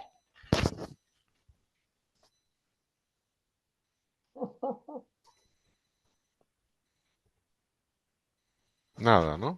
Pues yo es que ya he dicho todo lo que se me ocurre porque es que no lo he leído, es que tengo que ser sincera. Sí, sí, por eso, no te preocupes. Al no leer el libro, las ideas se te comprimen y yo creo además que soy la más lúcida de toda la reunión, Bueno, porque vale. os veo que estáis en plena catarsis, o sea, no, no, no os veo claros a la hora de determinar. Entonces, ¿qué pasa? Que el libro os ha enturbiado la mente. Bueno, pues tú has podido Pasa mucho. preservarla gracias a no leerlo. Pues Jorge, que eso me te parece digo que bueno. pasa mucho eso muchas veces con los libros, ¿eh? Y que te empiezan a aclarar las cosas al cabo de los días. Dices, anda, pues si esto que leí, ahora me estoy dando cuenta de esto otro. No, eso es verdad. Yo al leerlo por segunda vez se me aclararon mucho las ideas y, y Así que nada, me gustó mucho más. os dejo que Pero decidáis bueno, vosotros. venga, gracias. Silvia.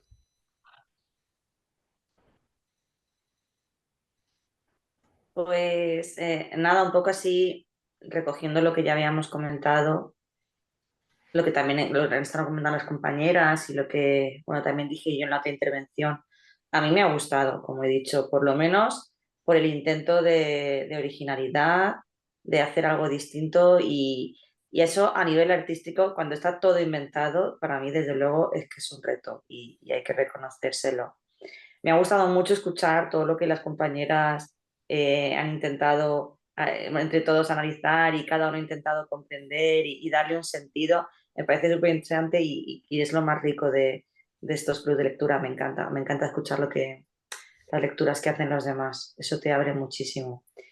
Y bueno, a mí me ha gustado. Como comentaba también antes Blanca, llevaba muchísimos años con este nombre, con este título del libro en la cabeza, que lo escuché, no recuerdo, hace muchísimos años, y ya desde entonces me llamó la atención ese título tan curioso. Y cuando vi que estaba en la lista aquí de lecturas, es que ni me lo pensé, dije, ahora es el momento de saber qué es eso de jueves, a qué se refería este hombre con jueves. Y nunca jamás, jamás, te lo jamás, porque además nunca leí nada relacionado con el libro, solamente recuerdo ese título que me encantaba. Y nunca hubiera imaginado que trataba de lo que trataba. Y me ha encantado, me ha gustado, me ha parecido original, distinto y dentro de ese explotarte la cabeza me encanta, porque como digo yo muchas veces que yo enseño en un instituto y les digo a los alumnos, digo, es que digo, lo peor que te puede ocurrir con un libro es que te deje indiferente. Digo, bueno, con un libro, con cualquier obra de arte, con un cuadro, con una escultura, con una novela, con una película, que te deje indiferente, que no te haga sentir nada. Y me ha encantado, porque me ha explotado la mente y pienso que muchas veces pues no hace falta entender las cosas para aprehenderlas. Y nada, me ha gustado muchísimo. Muchas gracias. Muchas gracias, Silvia. Blanca Estela. Sí, yo lo dije en un inicio, secundo a Silvia. A mí me gustó el libro, posiblemente el final, pero eso nunca lo sabremos. Creo que se perdió un poco el autor. No sabía cómo hacer el cierre de su ese enredo de la historia. Pero sí, yo sí estoy encantadísima, pues soy muy admiradora de ese pensamiento existencialista. Y acabé amando a Germán Hesse, ya se los comenté, entonces sí, me gustó mucho el libro. Creo que esa dinámica, esa descripción, esa lectura no la había visto, no la había leído. Y sí, me gustó mucho y creo que preguntabas el final, pues eso, ese sería mi comentario. Creo que no logró como un buen cierre, pero como digo, nunca lo sabremos. Gracias. Pepa. Pues yo creo que es un libro que está muy bien escrito, que es ingenioso, que los personajes están muy bien diseñados, la trama es una locura, es todo irreal y sobre todo ese aspecto onírico que empieza a notarse como desde la mitad, desde que va para Francia y eso. Ese aspecto onírico a mí me produce un cierto, no lo entiendo bien o no me manejo bien con ese tipo de historias, ¿no? Las de Kafka sí, son un poquito oníricas, pero no sé, hay detrás de, detrás de las historias de Kafka que son tremendas, que no tienen nada que ver con esto, hay algo humano. Y aquí es lo que veo yo, que falta el componente humano, ¿no? El ser humano, sin más. Es una historia divertida, es una historia que está muy bien escrita y es una historia original. Y ya, yo con eso, Ujú. ¿vale?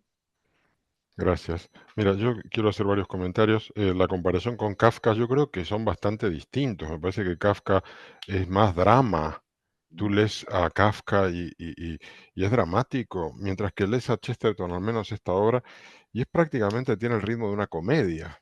Sí. Es decir, no tienen nada que ver. Hay luz en Chesterton, creo que hay oscuridad y opresión en Kafka. No tienen nada que ver. Yo me quedo Eh, con Kafka. Yo me quedo con Kafka. no, claro, claro, la oscuridad también es bonita, a mí me encanta, pero digamos, creo que no tienen mucho que ver aunque se los relacione. Luego, el hecho de que Borges lo admirara a Chesterton a mí me alentó muchísimo a también quererlo y porque admiro mucho a Borges y me parece que por algo le gustaría. Quizás le gustaba porque era muy conservador como él, pero bueno, sobre todo porque escribía fantásticamente bien y era muy imaginativo, porque esta obra es un ejemplo de imaginación brutal. Luego hay una búsqueda religiosa, hay una búsqueda de fe, de creer. Eh, Él piensa que hay un mundo oculto, que la realidad no es lo que vemos, que hay algo por debajo, y él quiere pensar que la humanidad en el fondo es buena, pero que los conflictos que tenemos son casi como un error. Esto que decías, nada es lo que parece, y esas confusiones nos llevan al enfrentamiento, pero si fuésemos capaces de ver el fondo, pues viviríamos en armonía. Hay como una creencia así un poco naif, pero es lo que él busca y eso me gusta mucho. Las simbologías religiosas, cuando escapan en un coche y el coche no tiene luces, pero uno de ellos coge un farol con Ah, sí, una cruz, sí. una cruz, es decir, la cruz les ilumina el camino. Está lleno Ah. de cosas así, que yo siento que él también se divertiría mucho con esas cosas. Eh, No sabemos con qué intención lo hizo, si lo hizo porque se lo creía o lo hizo por divertirse. sí, yo creo que sí, es todo mezclado. Seguro que se lo pasaba bien. En fin, a mí me ha gustado mucho también leerlo 2 veces, la segunda vez me sirvió mucho, sobre todo la parte de la caballería esta desatada en Francia, que me había yo ahí me había perdido un poco, pero bueno, al volver a Así, leerlo lo entendí mejor y nada. Silvina. No, ahora que Pepa habla de que no hay humanidad, pero justamente termina con la imagen del único personaje femenino. Y Ujú. tal vez él plantea todo ese caos y esa confusión y eso que nada parece ser, nada es lo que parece ser, esos enfrentamientos son todos de los hombres y el futuro está en la mujer.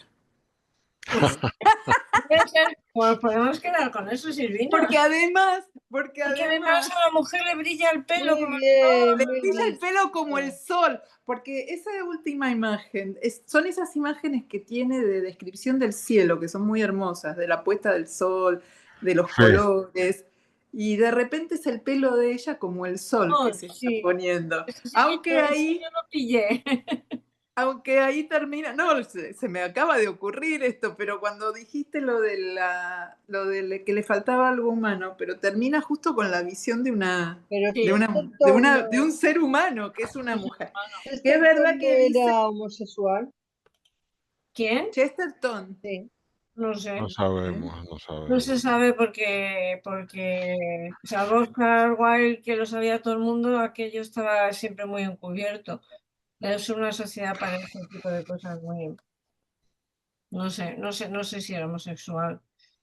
Pero termina diciendo que tenía cierta inconsciencia. O sea, como que los que son más conscientes entran en una confrontación y en un problema, pero la chica que tiene cierta inconsciencia, Es como la belleza, y es el final, o sea, ahí está el futuro. esperemos. Esperemos. Pues que Sí, nos lo puede dejen ser, más la frase final es arregladito. muy buena. Que Perdón, nos Carmen. dejen el futuro más arregladito, porque van a dejar un futuro. Madre mía, las imágenes de gafas son terroríficas. Yo vamos, yo creí que lo del pianista, digo, que bien han hecho el hundimiento de lo que fue Berlín, ¿no? Berlín Este, con esos edificios masacrados, caídos. Y es que me estoy dando cuenta que la realidad lo supera. Sí. Ujú. Y fíjate que también hay una cuestión que la acabo yo de ver ahora, me acabo de dar cuenta que la imagen de la mujer con el pelo dorado ya no es un sueño. Es lo único que no es un sueño. Todo lo demás es un sueño. ¿Eh? Eso a lo mejor también, vete tú a saber lo que quería decir este hombre con eso, ¿no? Porque al No, final, cuando se despierta es lo que ve a la hermana de Gregory con el pelo dorado con el sol, ¿no? Pero eso ya es realidad, ya no es sueño. Porque sí, sí, también sí. hay una confrontación del tema onírico con la realidad, ¿no? ¿Qué es real, qué no es real? Uf, eso es. A mí que las cosas o las historias oníricas, a mí no me gusta Alicia en el País de las Maravillas, por eso, porque es un sueño. No me gusta, no me gusta. Ujú. No, pero es verdad, porque en la parte final queda claro que Que había sí, sido un sueño, entiendo claro. yo. Pues deberíamos Queda leer claro que había... Jorge, apúntatela para el año que viene, Alicia en el País de las Maravillas. Vale, voy a mirar a ver cuántas páginas tiene para ver si puede ser aceptable Porque por oye, ti, hemos leído Carmen. Drácula y le hemos sacado un jugo impresionante. Que por cierto, también había una cruz ahí de por medio. Está visto que las cruces no nos las quitamos de encima ni con pan caliente. Bueno, el libro está cuajado de símbolos. Yo creo No, que este los es nombres, totalmente claro, este es los clarísimo. personajes en sí son simbólicos. Yo ahora ya no me acuerdo porque lo leí hace un mes o así, pero vamos, yo veía cosas raras por ahí, los setos, las vestimentas, todo. Lleno de pequeños detalles, cuando llega a la casa de este posadero, no sé qué, que tiene un cuadro, una imagen religiosa en la pared, todos tienen, yo los iba subrayando, lo que pasa es que Lo ya, religioso.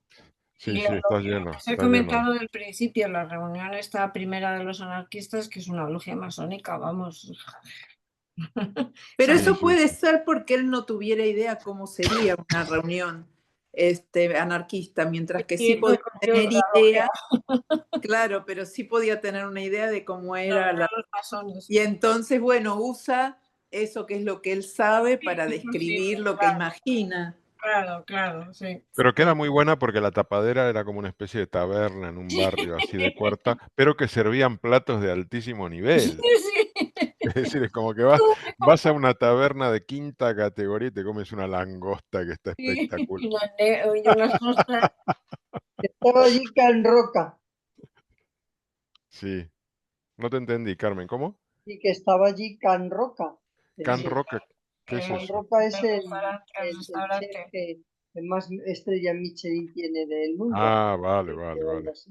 Debe ser, debe ser. Bueno, Ahora, pues nada, si sí. uno relee la última parte, en realidad tampoco te dice verdaderamente que fue un sueño, porque No, dice está ahí. Lo Dice, deja la en... que leo, fue la como leo. que él lo hubiera imaginado mientras iba hablando con Gregory, pero bueno. Dice, cuando en eh, las novelas los hombres despiertan de un sueño, vuelven a encontrarse generalmente en el sitio en el que se habían quedado dormidos, bostezan en su sillón, o si es en el campo, se levantan con todo el cuerpo molido. El caso de Sime fue mucho más extraño psicológicamente, concediendo que, en el sentido habitual de la palabra, no hubiera nada de real en las cosas que le habían sucedido. En efecto, más tarde pudo recordar claramente que había perdido el conocimiento ante la metamorfosis de la cara del domingo, pero nunca pudo recordar cómo ni cuándo volvió en sí. Además, logró darse cuenta, y esto poco a poco, de que andaba paseando por una calleja del barrio con un compañero de agradable conversación.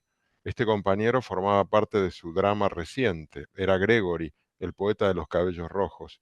Caminaban como viejos amigos y estaban hablando de cualquier bagatela, pero Sime sentía en sus miembros un vigor sobrenatural y en su mente una nitidez cristalina que parecían superiores a lo que en aquel instante hablaba o hacía. Sentía como si fuera portador de alguna buena noticia casi increíble, junto a la cual todas las demás cosas resultaban meras trivialidades, aunque encantadoras trivialidades. El alba comenzaba a romper en claros y tímidos colores. La naturaleza arriesgaba un primer intento de luz amarilla y manteniendo a la vez su último intento de luz rosa. Soplaba una brisa limpia y suave que no parecía venir del cielo, sino de alguna ventana abierta en el cielo. Y Sime se sorprendió un poco cuando a uno y otro lado de la calle reconoció los edificios rojos e irregulares de Saffron Park. No se figuraba estar tan cerca de Londres. Instintivamente se internó por una calle blanca donde los pájaros madrugadores trinaban y saltaban, y se encontró frente a la reja de un jardín. Allí vio a la hermana de Gregory, la muchacha de la cabellera roja y dorada, que se entretenía en cortar lilas, mientras llegaba la hora del almuerzo, con esa inconsciente gravedad que suelen tener las muchachas. Es un final Bueno. buenísimo, ¿no? Final Pero buenísimo. además habla de una aurora, o sea, de un nacimiento, con una verdad de la cual que él posee. O sea, es un libro que termina Una optimista. revelación. Hay una Parece, revelación. parece haber No era un un pesimista. No era pesimista este hombre, no. No, no, no, no.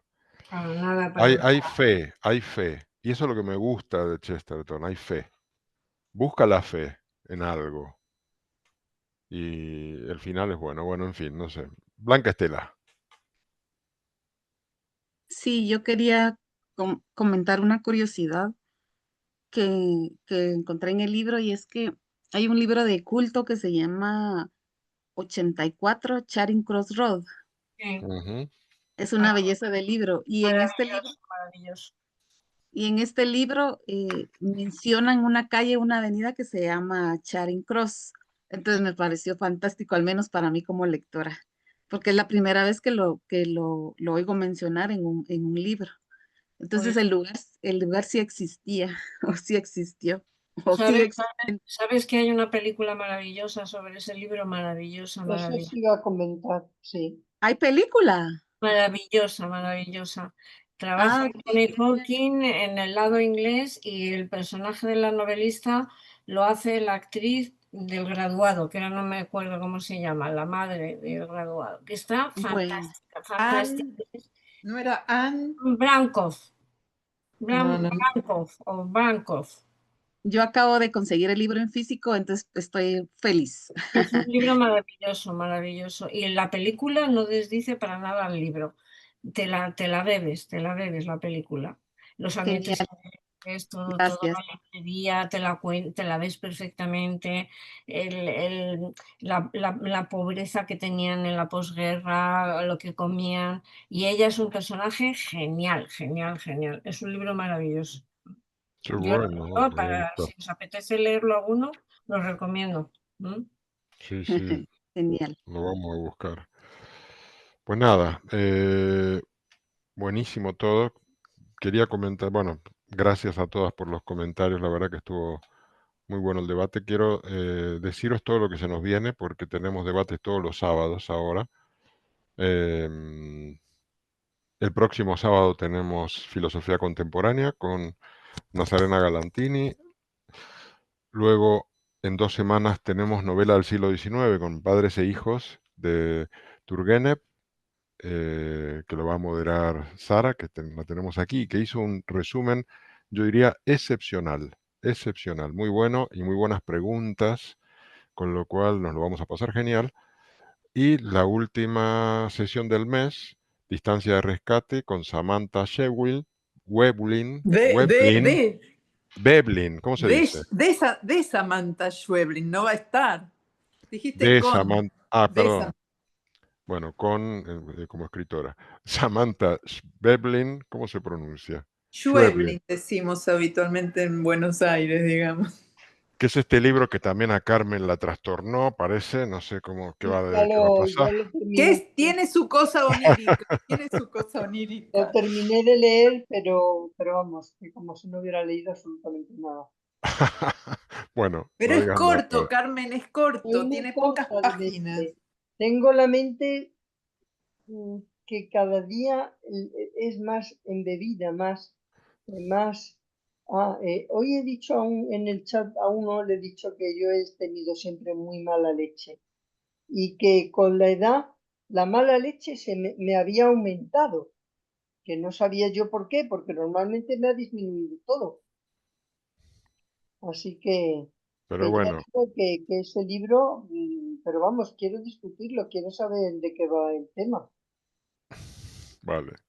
Quiero Pues genial. enterarme bien Más de qué va cosas. el tema. ¿Tenías que decir más cosas, Jorge? Nada más, Pepa. Bueno, pues entonces yo ahora sí que quería deciros, a los que estáis aquí, luego si lo veis en la grabación, que yo me voy a retirar temporalmente del club por motivos personales, porque necesito no tenerme que preocupar de muchas cosas y no quiere decir eso que a lo mejor dentro de 3 meses estoy aquí otra vez, pero ahora todo se me hace muy cuesta arriba. Le comentaba a Jorge esta mañana que el libro de Turgenev, que a mí me gusta mucho ese libro, que ya he leído varias veces, ni ese soy capaz de leerme ya. Espero que que sean unos meses y que pueda reincorporarme pronto y nada, daros las gracias por lo bien que me lo paso, me lo he pasado aquí. Son 5 años, he estado pensando, Jorge, Jope, qué 5 bárbaro. años desde que empecé. Yo creo que soy la decana. Soy la decana. Y porque creo que la versión online empezó con la pandemia, ¿no? Sí, Sí, empezamos yo empecé 2020. a finales de septiembre del 2020, empecé. Exacto. Y ahí empezamos, un poquito antes. Sí, con un libro Pues sobre la historia de América muy malo, y luego estuvimos muy con malo. Steven Pinker y ya mejoró la cosa. Luego Pero bueno, estuvimos, solamente deciros hasta luego y daros las gracias y todo mi cariño para todos, ¿vale? No, Carmen, Pepa. quiero decirte que he participado no muchas veces, y no os conozco mucho, pero que ha sido un placer escucharte siempre, de verdad. Yo llevo un pequeñito club de lectura en mi instituto y pienso muchas veces en he dicho Carmen, no, perdona, Pepa, y pienso muchas veces cómo lo haría Pepa, porque me encantan tus intervenciones y cómo lo moderas. Espero que estés bien y encontrarte en el futuro, Pepa, un placer, de verdad. Claro que sí, volveré porque me gusta y porque me lo paso muy bien, pero tengo que darme un descanso. En este momento, bueno, yo eh, no te digo nada, pero decirle al club de lectura que me metiste tú y que ahora me dejas aquí sola. ya te dejo plantificada, lo siento. Pero bueno, Pero volveré. te comprendo y ya sabes que te quiero, no hace falta que te diga absolutamente nada. Ya lo sé. Y yo os quiero mucho a todos. Bueno, chicos, vamos a Bueno, dejarnos de Pepa. sentimentalismo. Bueno, Muy Oye, bien. muchas gracias y ya espero que puedas volver en algún momento. Pues claro que sí. Te A sí, lo deseo por lo mejor, favor. mejor. Sí, antes de que acabe el año vuelvo, me animo, Dios. ¿vale? Sí, Venga, chicos. bueno, vale, un beso grande. Hasta bueno, un luego. beso. Adiós, Adiós. hasta Dios, luego. Pepa, adiós a Gracias. todos. Gracias, Adiós. Pepa.